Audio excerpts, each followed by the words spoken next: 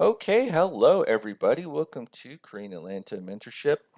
And in this video, we're just doing another simple velocity banking review, probably one of the easiest reviews you can do. But before we get started, I just want to talk about where I learned where this whole HELOC velocity banking system came from. And I remember when I first learned, they were saying, "Oh, it came from Australia. Oh, it came from Australia." Now, I've never been to Australia, right? So I just did a little bit more research, digging into it, and apparently, okay, it started with a guy named Harj Gill, who created the speed equity mortgage acceleration system in 1997, right? And he has a website and everything, and again, speed equity mortgage acceleration system. And then he has a book. So it says own your home years sooner without making extra interest payments on Amazon. It's only 25 bucks. So here's the thing. I paid off my mortgage under 3 years, and it's like I might even read it just because I'm curious, like, is this different from how I learned it, right? And so yeah, so just thought that was really interesting. And before we get started, why don't we also use the AI voice generator to ask us about if we knew where velocity banking originally came from. And I'm going to use an Australian voice. So supposedly Charlie is an Australian voice. Can I play Charlie's voice right now? Let's see. Love all, trust a few, do wrong to none. Oh, that sounds very Australian to me. So let's go ahead and generate that speech.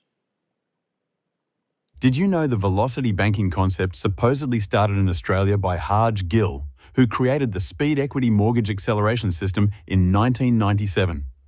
Wow. Sounds very genuine and authentic to have an Australian ask me about if I knew something came from Australia. Doesn't sound as authentic if I asked that question. But yes, this was the book that started the quote HELOC mortgage acceleration movement. So let's go ahead and get started with the velocity banking review. And actually, let's just do this. Let me erase this. So we'll start from the beginning. So, what is velocity banking? All it is a debt elimination strategy using your line of credit as your main operating account. And what is a line of credit? All it is a financial tool where you could borrow money, pay it back, and use it over and over again. Now, in this very simple situation, we only have one debt, which is a credit card. And guess what? A credit card is a line of credit. Okay. So we can use this credit card as our main operating account. So to do velocity banking, there's only two requirements. Number one, the budget. So we have two columns, one how the average American does things, and then number two is how we do things with velocity banking. So what I'm going to do is just kind of copy most of this information here into the other side. So we always assume same income. Most the expenses will be the same, but here's the thing with the savings. If we're at zero savings right now, we might be ashamed that, like, oh my goodness, Dave Ramsey says I need $1,000 of savings, right? So in month one, we might have a little bit more here, a couple of bucks, and the emphasis for most people is they want something in their savings account. Whereas with velocity banking, we make sure to stay zero. We make sure to stay zero while we're paying off our debt, right? Because our new savings account is essentially going to be our line of credit, and then we're going to have a concept called cash flow, which is similar to savings, but it's going to be our debt payoff, how much we're going to pay off our debt every single month, right? So right now it's zero because we have no cash flow. But again, we can create cash flow where there is none, cash flow out of thin air, by simply making this as our main operating account, right? So let's go ahead and make this as our main operating account. Now, I don't know how realistic this is if someone would actually give you a 15 grand credit card, but you're only making about 2,400 a month. I mean, they got something called DTI ratios, and if you have one credit card that takes 25% of your payment, that's insane. And then you got general expenses, right? So, well, I don't know if is this even 25%? Probably a little bit less. But what I'm saying is that I don't think anybody will lend you a 15 grand credit card if you're making 2,400 a month. That's what I think. But we'll see. Okay, so now let's go ahead and make this as our main operating account. So to make it a main operating account, all you gotta do is put your entire paycheck into that line of credit, and then you take your expenses out, right? And then you rinse and repeat over and over again. And by making this our main operating account, what happens to this payment? because we're putting their entire $2,487. This goes to zero, and now we created $487 of cash flow out of thin air, right? Out of thin air. Now we do probably want to increase that income because when we're at paycheck to paycheck low income, this isn't gonna the velocity banking isn't like super magic, and although sometimes it feels like it just again it requires income, and a lot of times people don't understand that you get debt when you have income.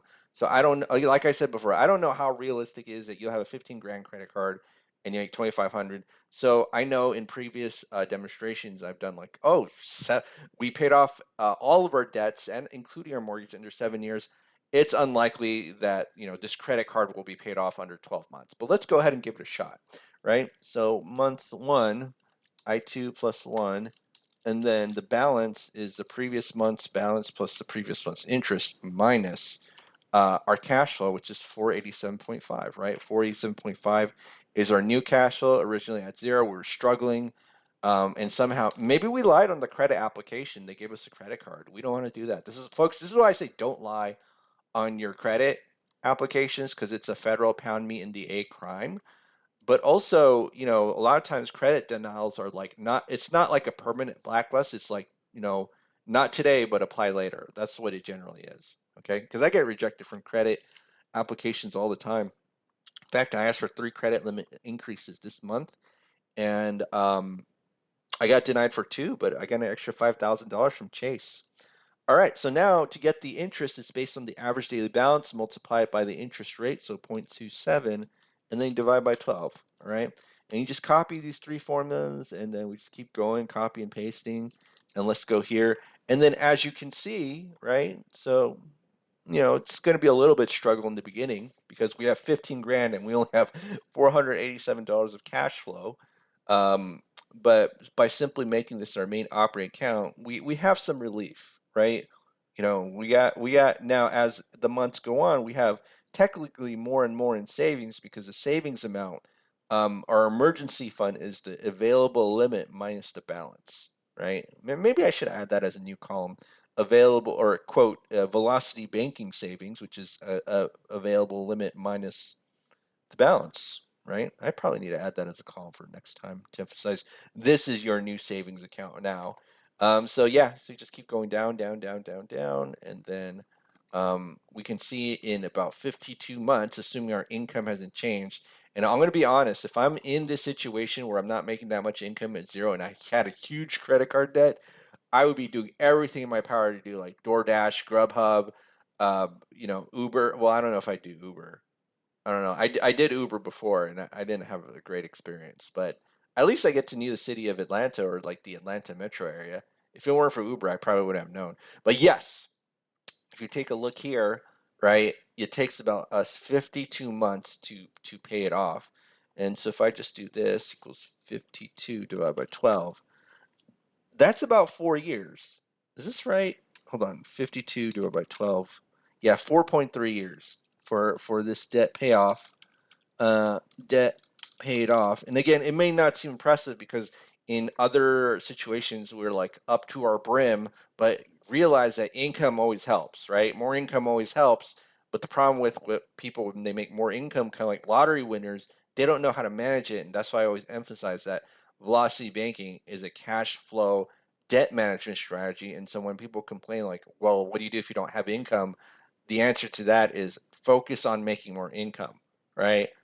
Because no one's going to lend you debt when or in general. So that's why I'm thinking like, how do you get here when you're making not that much based on your DTI?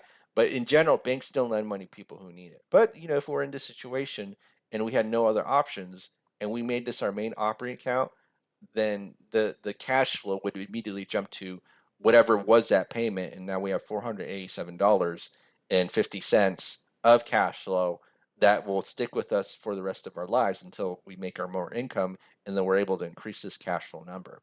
All right, well, hopefully this is the simplest velocity banking review. You just have one credit card, zero cash flow, and then you just make this our main operating account. Has anyone here in the audience actually read the Speed Equity mortgage book?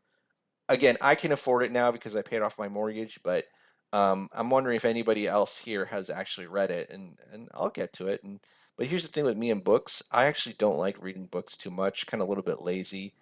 But if you read it, maybe you could be my Cliff Notes, or I could just get an AI generator to tell me what's going on. Okay, well, that's it for today. Have a happy Friday, everybody.